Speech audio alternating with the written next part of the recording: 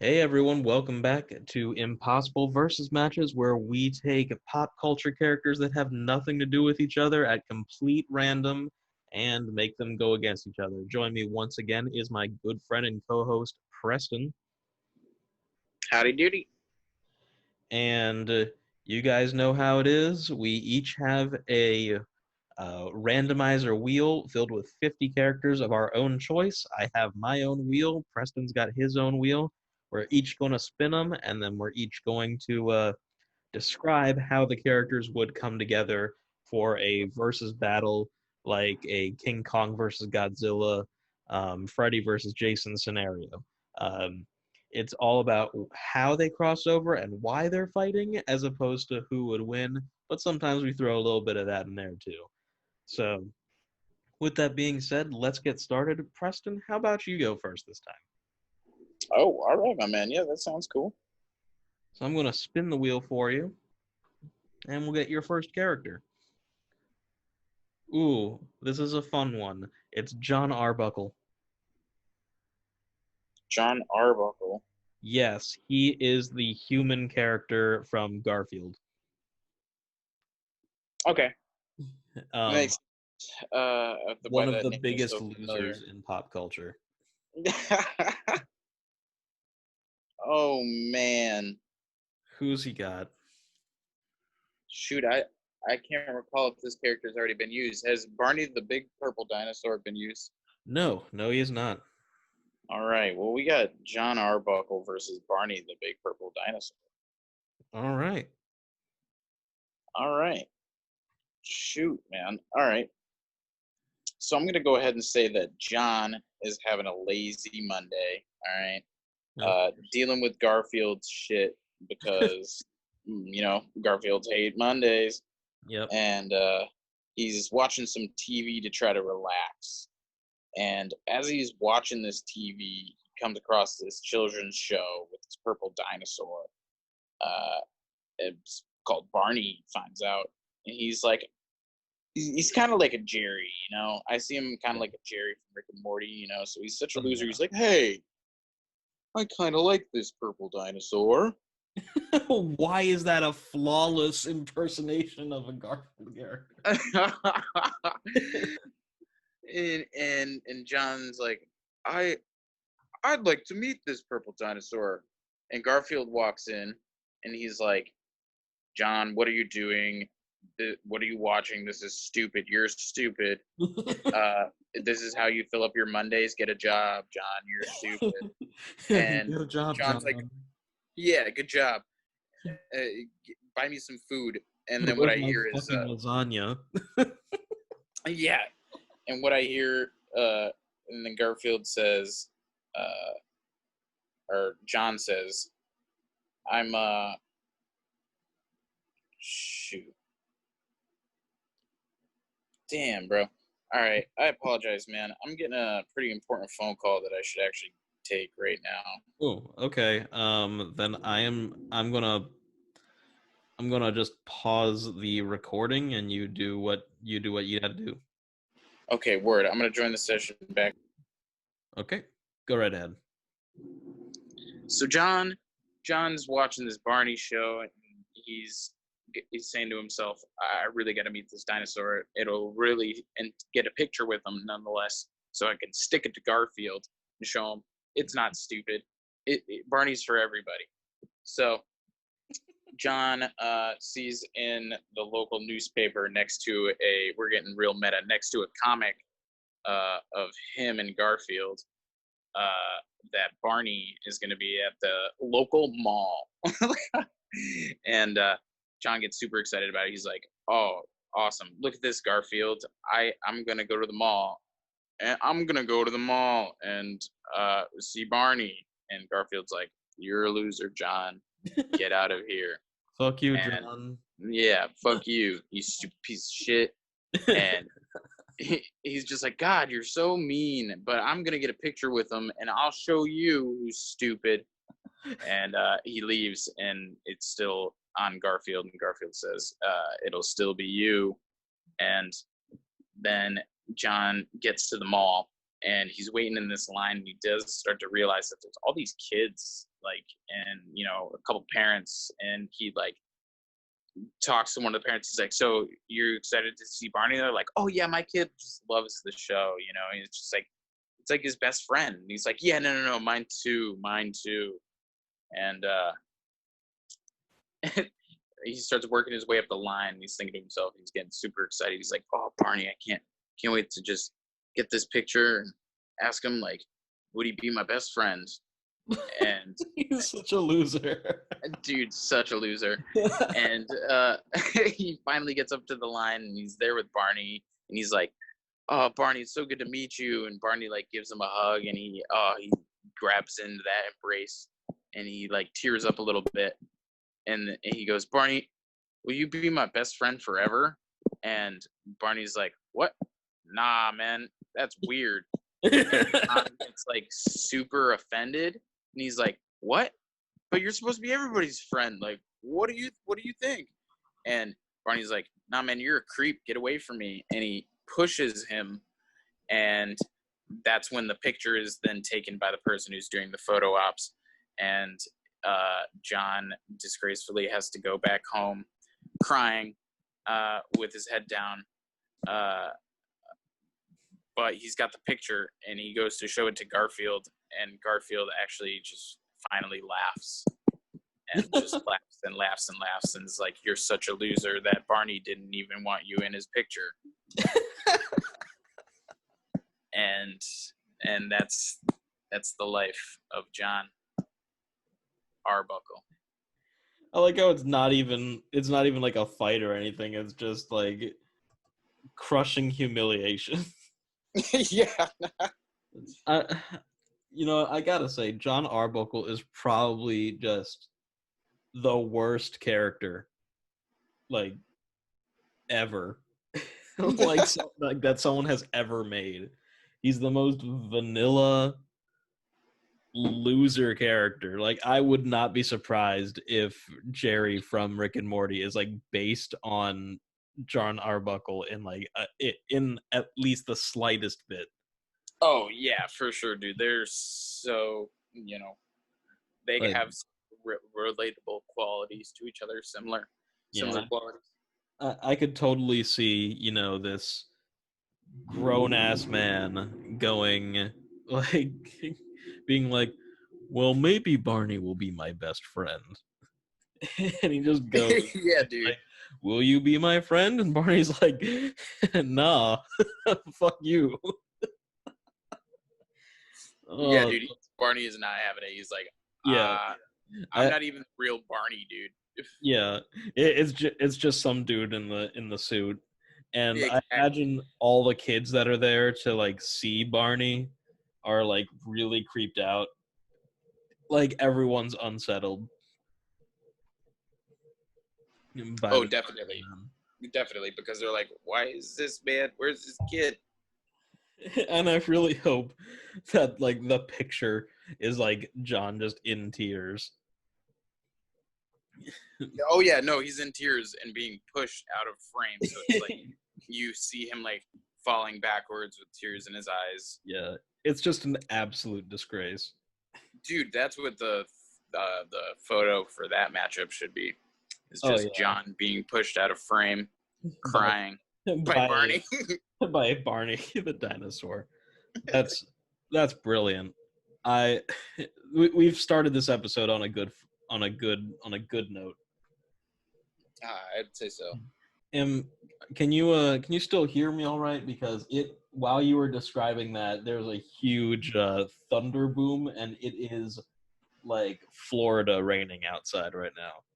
Oh yeah, no, I can hear you clear as day, man. Cool.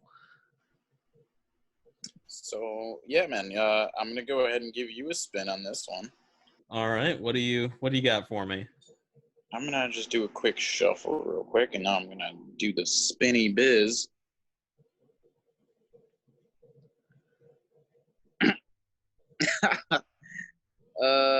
Shit. All right, so you've got Big the Cat.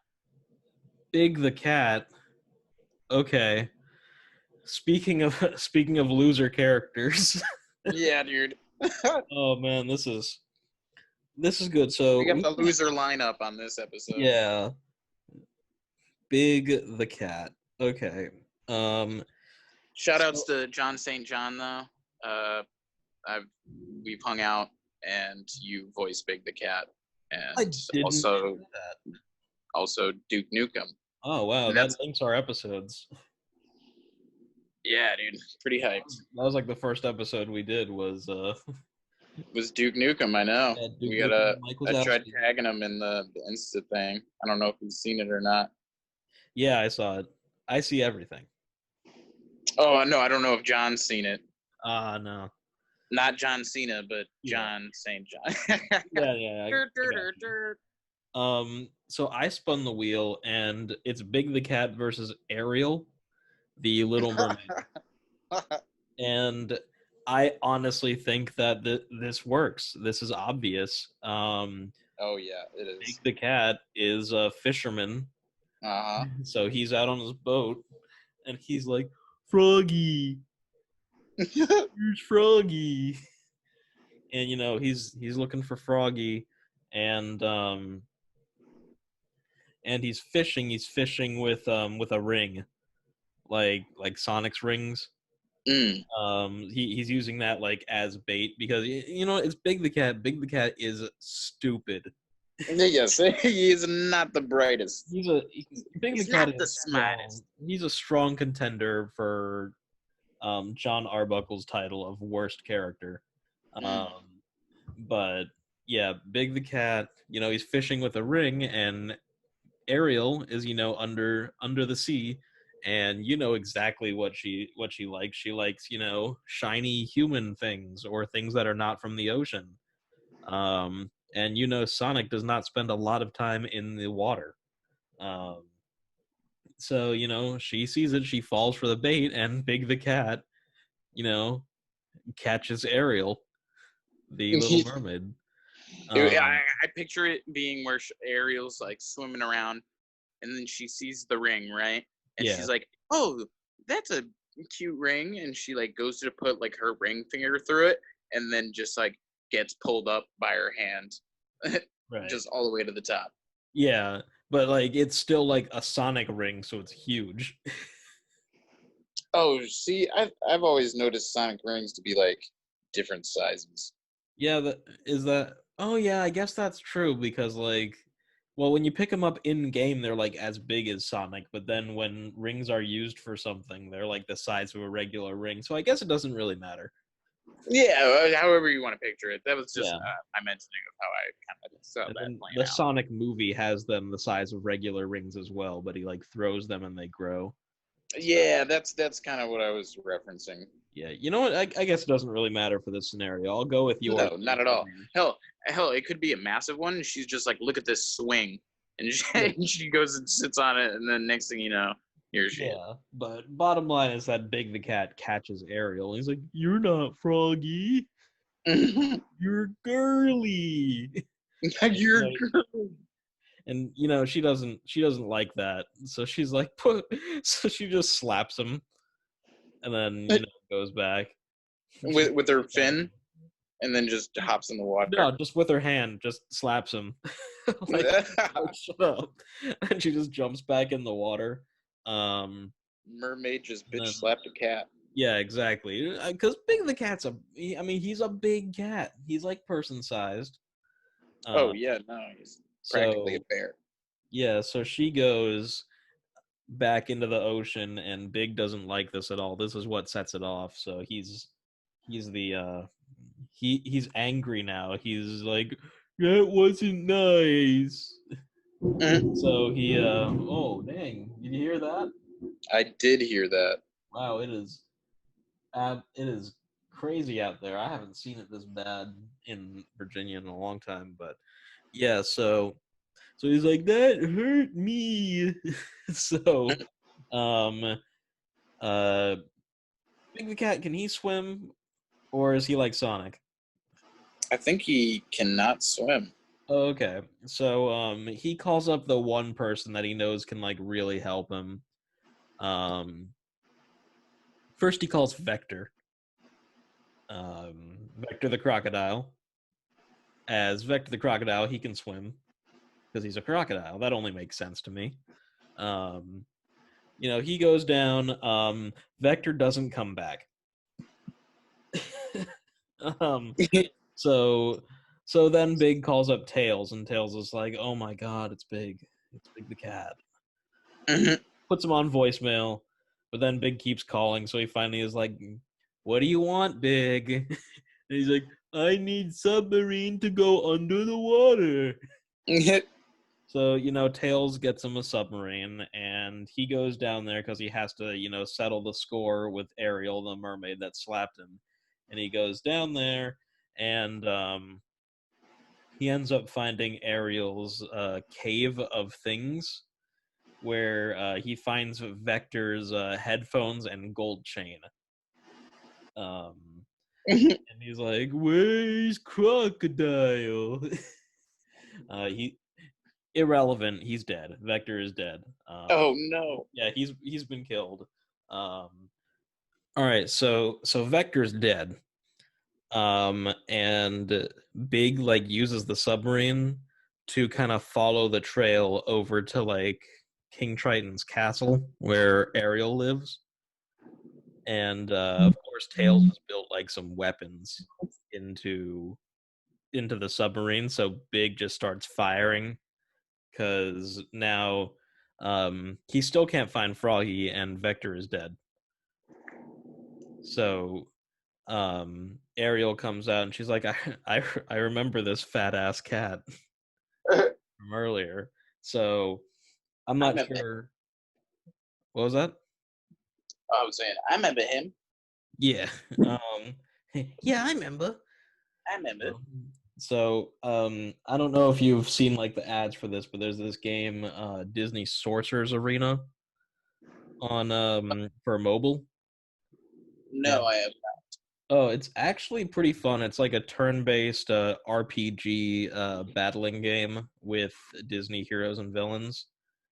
Oh, that's pretty cool. They bring in a lot of obscure ones, but I've actually been playing it. It's kind of fun, but because Ariel is in the game and she's one of the first characters you get, and she uses the trident as her main weapon. So just like in that game, she takes her father's trident and she blast the submarine with a lightning blast because it can shoot lightning in the game. So she used it, lightning zap the submarine, and basically they're just doing a nautical battle because Big's mad because he can't find Froggy and Vector's dead, and Ariel's mad because not only did Big try and catch her, but now he's opening fire on her home city. Oh, jeez. So it's a full on Atlantis battle. Oh my God. Waged on by Big the Cat. Yeah. Because we got to have a little action in there. Oh yeah, no, definitely. I mean, it sounds like a Disney movie in the making. Oh yeah, of course. So we've done 2 matchups so far: John Arbuckle versus Barney, and Big the Cat versus Ariel. Now you might have noticed that I didn't add any crazy, special rules at the beginning of this. Yeah. Here it is now. Oh, okay. Yeah, we're going to do something completely different with this episode. Now that we've had 2 regular matches. Different. Yep, something completely different. We're going to have a battle royale. Oh, what? Yeah, so how this is going to work is we're actually going to work together. This is a third and another big one. The lightning strikes as soon as I say this stuff. So basically it's going to be we're going to work together on this third and final scenario of the episode. So we're both we're gonna just play off each other. Yeah, we're going to play off each other, and it's a battle royale, so you're going to spin the wheel twice and get 2 characters. And I'm going to get 2 characters, and it's going to be a 4-way battle.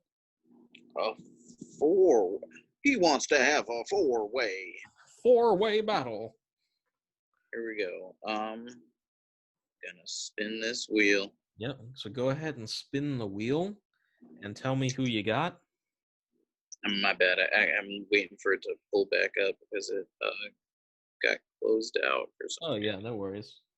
All right, we'll run that.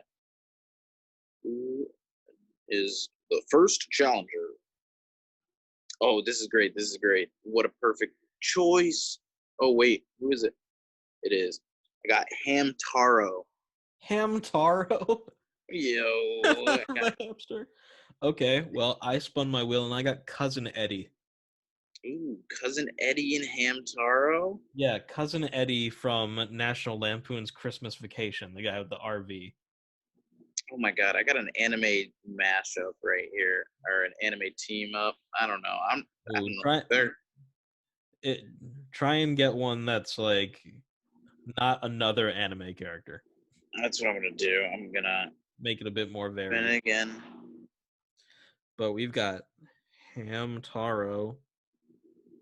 I gotta spin again because I got too many anime characters on here, I guess. You know, I got an anime character too, so I'm going to be spinning again as well. Oh, you know what? All right, here we go. This is, I think, a good mashup. So I got Hamtaro and Kramer from Seinfeld. Oh my goodness. We have quite the battle here then. So we've got Hamtaro, the anime hamster, versus Cousin Eddie from National Lampoon's Christmas Vacation and National Lampoon's Christmas Vacation 2, Cousin Eddie's Island Adventure, versus Kramer from Seinfeld versus Dorothy from The Wizard of Oz. Dorothy versus. Oh my god! All right. So this is a four-way battle. So how now I can see this going in a very interesting direction. And I'm just going to mention that real quick, but I can easily see this being just a retelling of the Wizard of Oz story where Cousin Eddie is the scarecrow because he needs brains. Hamtaro is the lion because the hamster needs courage, and Kramer is the Tin Man because we need the Tin Man. uh, Yo, this sounds great.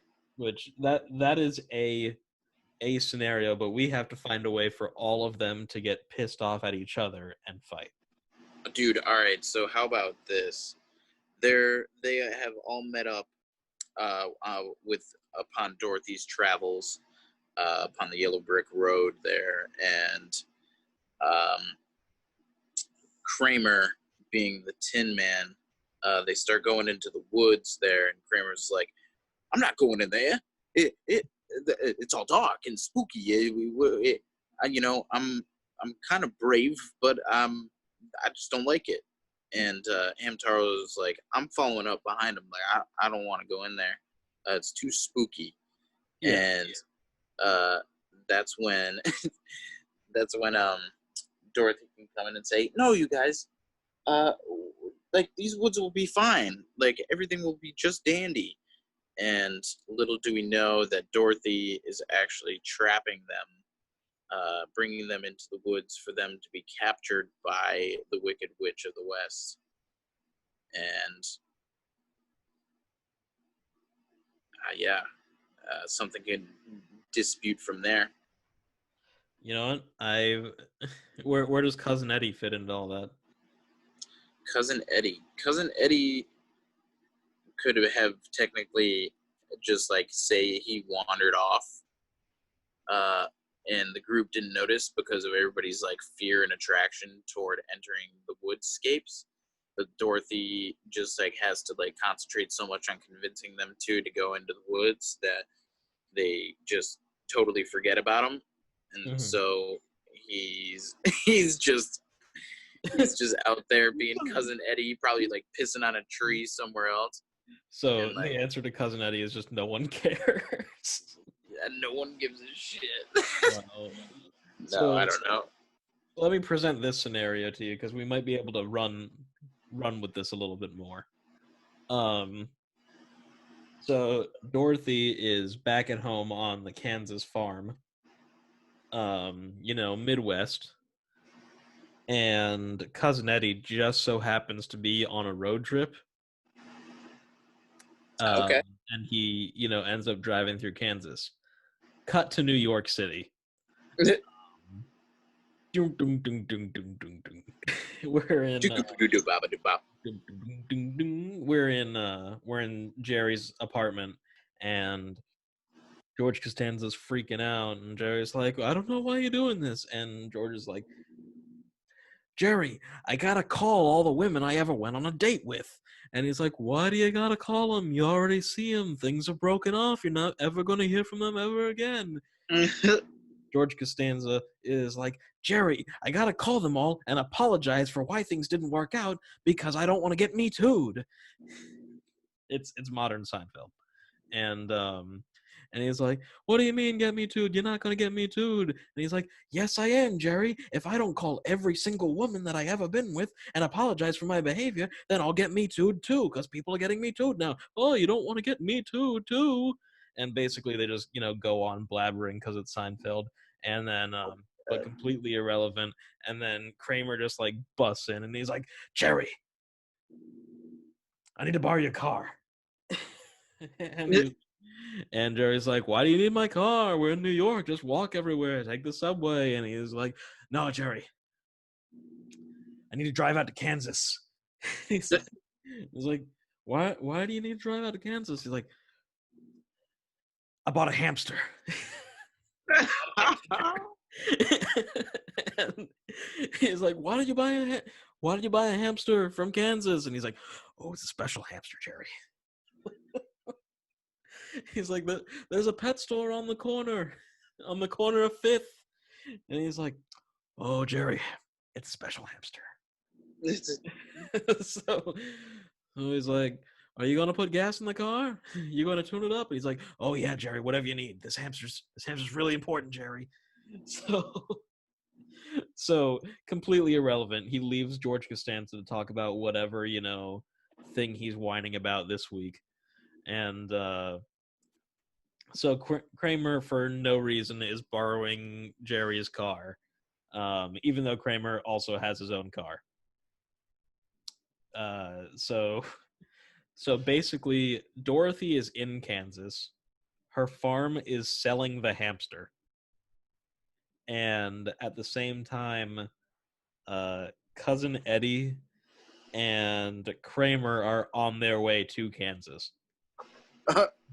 Little do all of them know that all of their lives would intersect. That they what? That little do they know that all of their lives are about to intersect at the same moment. Oh yeah. So now I'm going to turn it over to you. They're all right. So Kramer and Cousin Eddie, they pull up to Dorothy's farm here. Dorothy's parents greet them like basically, I forget what that old photo is of the man and woman farmer just standing outside. American Gothic. Thank you, the American Gothic. And they're just standing out there just grilling. And Kramer comes in, he's like, whoa, friendly faces, I see. He's like, I'm here interested about your hamster. Your hamster. Yeah. And Cousin Eddie's like, yeah, we're here for the hamster. I'm like chewing on something. He's just like, we're here for the hamster. He like spits it out. And they look at him, and then they just like look at the shit, and then they look at him again where he spit, and then they're just like, they start walking away. So Kramer's like, what? He's here for the hamster as well? Well, you were saying that Cousin Eddie was with Kramer, right? No. Cousin Eddie just happens to be like on a road trip that takes him through Kansas. Oh, that takes him through Kansas. And Kramer is going there for the hamster, but Dorothy, Hamtaro, Cousin Eddie, and Kramer have no idea that all of their paths are about to intersect at the same place. But, okay, so this is how they actually end up getting there. You know, you can run with it though. Kramer still arrives and he's inquiring about this. Cousin Eddie only gets involved because Cousin Eddie, during his road trip, saw the farm that Dorothy's on and just wanted to stop and look at it while he took a piss. He was like, I just wanted a nice view while I was peeing. Right. And so he gets out the RV, and then Kramer like rolls up to the scene, and Kramer like engages him because he sees him across the street, and he's like, hey, do you know if this is that address? Whatever the address is of Dorothy or whatever. And he's like, I got no clue, man. I'm just on a road trip. And he's like, okay, well, I gotta get a hamster. And Cousin Eddie's like kind of confused, but yet intrigued. And so he's like, a hamster, huh? And so he like puts his wiener back in his pants and walks across the street to go investigate with Kramer about this hamster. He's like, something about a hamster. I gotta find this out. On a farm, hamster farm. And so that's why they're there now together. And Kramer is further inquiring about this hamster. And Dorothy's parents just bring them to this barn, this really ominous looking barn. And they hear like all these like weird little noises. They all sound like tiny little, but it's actually just such high pitch English. But it's because there are these hamsters, specifically Hamtaro, just running around talking, and all throughout this barn. And there we see Dorothy laying amongst all of the hamsters and Hamtaro. Hamtaro is standing on Dorothy's chest with a like, we'll say like it was like a wooden stake. What?